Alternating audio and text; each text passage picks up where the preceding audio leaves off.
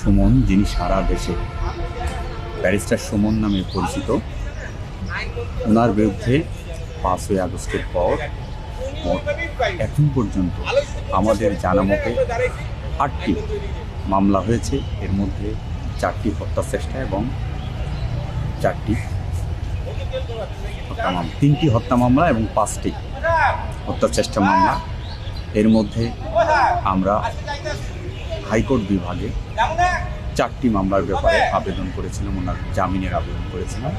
এর মধ্যে 4টি মামলাতেই অনারেবল হাইকোর্ট রুল জারি করেছে, অর্থাৎ কেন তাকে জামিন দেওয়া হবে না সেই মর্মে রুল জারি করেছে। আর অন্যান্য মামলাগুলোর বিষয়ে আমরা চেম্বারে আমাদের সহকর্মী বা অন্যান্য বন্ধু তাদের সাথে কথা বলে আমরা সিদ্ধান্ত নিচ্ছি আগামী 19 তারিখে আমাদের সুপ্রিম কোর্ট খুলবে। খোলার পরবর্তী মামলাগুলোর বিষয়ে আমরা পদক্ষেপ নেব।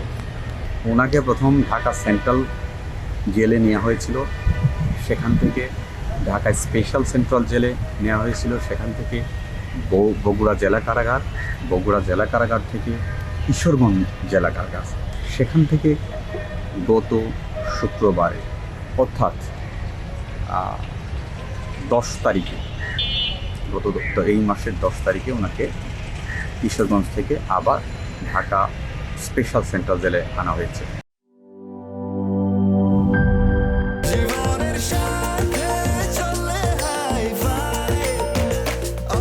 স্বাস্থ্যকর অল টাইম, সব সময় অল টাইম হেলদি লাইফ।